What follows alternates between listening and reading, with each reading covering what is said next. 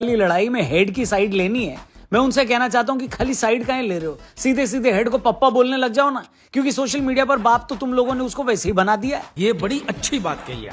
नमस्कार, मैं हूं रौनक। रणतंत्र देख रहे हैं आप। एडिलेड टेस्ट का दूसरा दिन। ट्रेविस हेड हमको हमेशा की तरह परेशान कर रहे थे। हर भारतीय बॉलर की कुटाई कर रहे थे। पिछवाड़े में झाड़ू लगाकर मोर बना रखा था।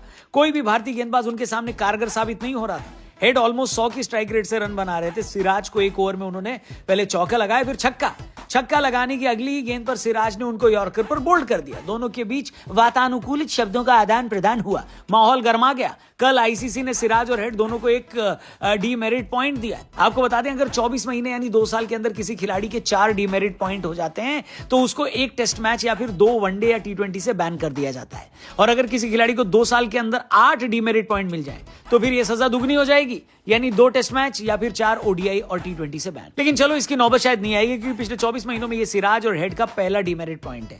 लेकिन दिक्कत आईसीसी की सजा नहीं है। दिक्कत है कि कुछ इंडियन इस मामले में ऑस्ट्रेलिया और ट्रेविस हेड का साइड ले रहे हैं। एकदम ऑस्ट्रेलिया वालों की गोद में जाकर बैठ गए हैं। चाह रहे हैं कि जैसे कंगारू अपने बच्चे को पेट के पाउच में रखता है, वैसे ऑस्ट्रेलिया वाले भी इनको सीने से लगाकर रखें। अब इस मुद्दे पर हम अपनी ऐश्वर्या के बिना राय रखें, उससे पहले आप ये समझ लो कि किसने क्या कहा। सबसे पहला पब्लिक रिएक्शन दिया ट्रेविस हेड ने। उन्होंने बोला कि मैंने सिराज को वेल बोल्ड कहा था और इसके बदले सिराज ने मुझे सेंड ऑफ दिया, जिसके बाद मैंने भी पलटकर उनको उल्टा सीधा कहा।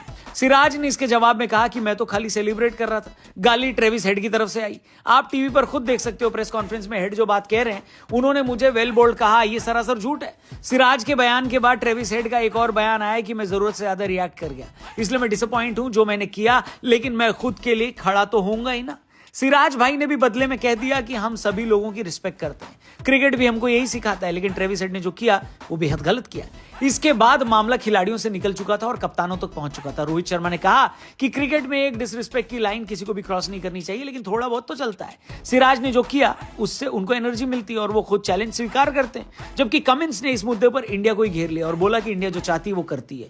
हमारे खिलाड़ियों का बिहेवियर बहुत अच्छा था। अच्छा कमिंस भाई, तुम्हारे खिलाड़ी तो अभी दूध पीते बच्चे हैं जो खाने को हप्पा और पानी को मम्मम कहते हैं, है कि नहीं?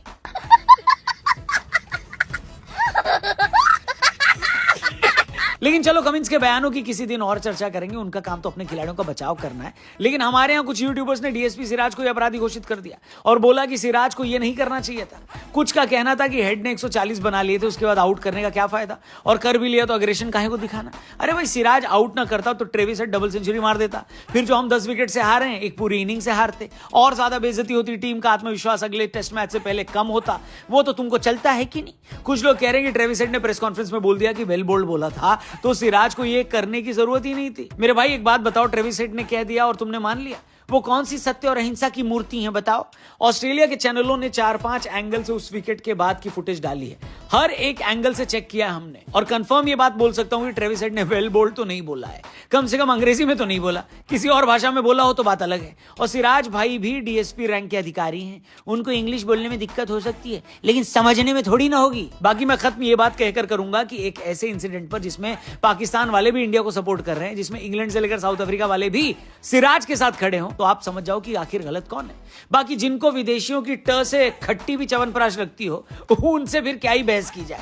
आप लोग भी बताना कि आप इस पूरे इंसिडेंट में सिराज के साथ हो या गलत के साथ हो।